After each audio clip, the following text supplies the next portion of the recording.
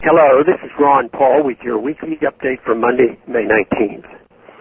Recently, Republican leaders in Congress unveiled a tax reform plan that they claimed would provide the American people with a simpler, fairer, and more efficient tax system.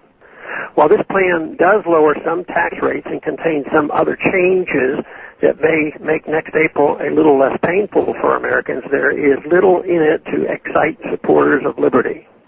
Taxes may even increase under this plan for some Americans as it eliminates some of those tax deductions labeled loopholes. When I served in Congress, I opposed bills that closed loopholes because closing loopholes is just a fancy way of saying raising taxes. Anything that leaves more money in the hands of the people is beneficial to both liberty and economic efficiency. As economist Thomas DiLorenzo put it, quote, "Private individuals always spend their own money more efficiently than government bureaucrats do," close quote. Therefore, sound economics as well as a concern for liberty requires opposition to any proposal to let government bureaucrats spend more of the people's hard-earned money. Tax reformers also stray from sound economics when they endorse a tax system that is designed to direct consumption and savings.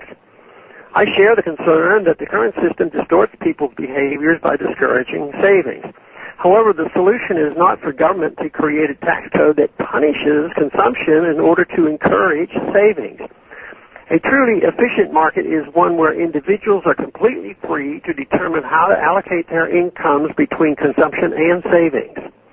No politician or bureaucrat can know the proper allocation of savings and investment that meets the needs of every individual. And government policies designed to cause individuals to devote more of their income to savings than they otherwise would distorts the market just as much as policies that encourage excessive consumption.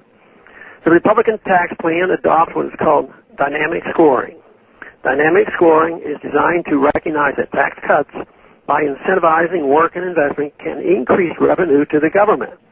This is the argument of the famous Laffer curve. It has always seemed odd to me that a supposed free market economist would argue for tax cuts on the grounds that it would enrich the state's coffers. After all, the more money the state has, the greater its ability to violate our liberties. Does this mean that those concerned with liberty should vote against tax cuts? Of course not. The solution is to make sure tax cuts are big enough that they decrease government revenue. Sadly, politicians in Washington refuse to consider any tax plan that would lead the government to lose revenue. This is because the prevalent attitude in D.C. favors protecting the welfare-warfare state over protecting our liberties. As the exception with the Laffer curve shows, even many alleged supporters of the free market pretend to support liberty as a means to enhance the well-being of the welfare-warfare state. Many politicians in Washington also forget that deficit spending in itself is a tax. When the government runs deficit, it uses money that could be more efficiently used by the private sector. Deficit spending also leads the Federal Reserve to monetize debt, thus burdening the people with the inflation tax.